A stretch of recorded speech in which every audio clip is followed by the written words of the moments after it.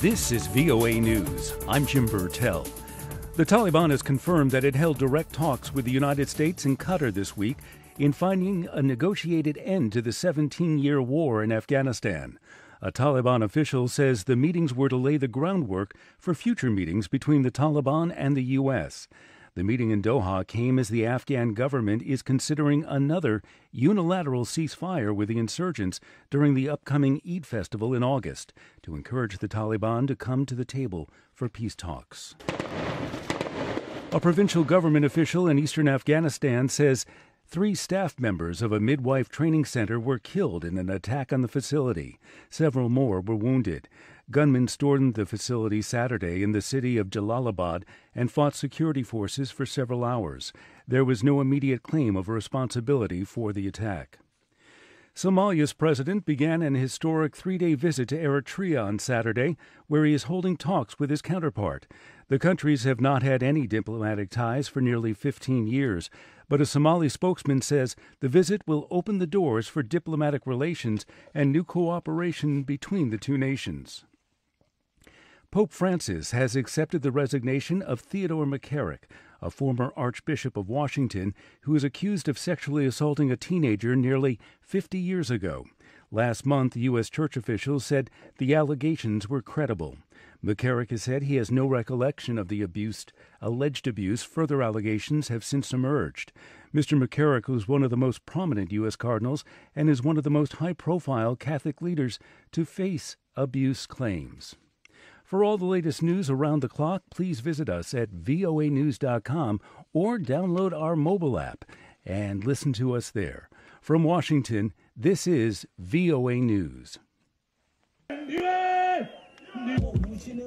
Zimbabwe's 2 main presidential rivals, President Emerson Mnangagwa and his main challenger, opposition leader Nelson Chamisa, faced off Saturday in simultaneous final rallies in the capital that set the stage for a fierce battle in Monday's pivotal election. Both promised change and to resuscitate the nation's ailing economy, which has slid into a spiral after years of alleged mismanagement and corruption under the only leader independent Zimbabwe has ever known, Robert Mugabe. He resigned in November under pressure from the military, and Mnangagwa, his deputy, took his place. The election is being watched closely by local officials, and international observers have been invited for the first time in years. The Kurdish-backed Syrian Democratic Council, SDC, says after meeting with Syrian government officials that it will work with the government to end 7 years of violence in the country. The SDC says both sides have agreed to work together to plot a roadmap leading to a democratic and decentralized Syria. An Egyptian court is turning to the country's top Islamic religious leader to consult with them on the death sentences handed down to 75 people involved in a 2013 Muslim Brotherhood sit-in in northern Cairo. The sit-in was stormed by the Egyptian military after the Brotherhood refused to leave the camp. Edward Uranian reports. Former Muslim Brotherhood politician Amr Darag claimed in a tweet Saturday that the Sisi government considers the unfreezing of U.S. military aid to Egypt a green light for the death sentences, and that the U.S. administration will have the blood of these innocent victims on its hands.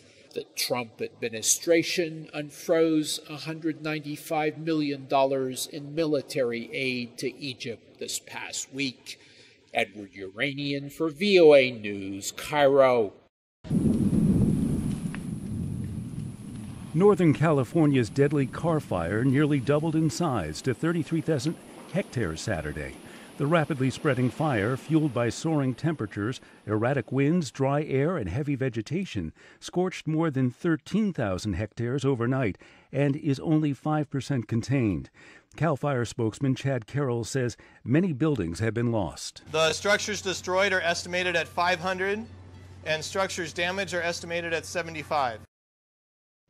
U.S. President Donald Trump has declared a state of emergency in California. The brother of Nicaraguan leader Daniel Ortega has called on his brother to stop the paramilitary fighters. They have been blamed for months of unrest in the Central American country. That's the latest news. I'm Jim Bertel, VOA News.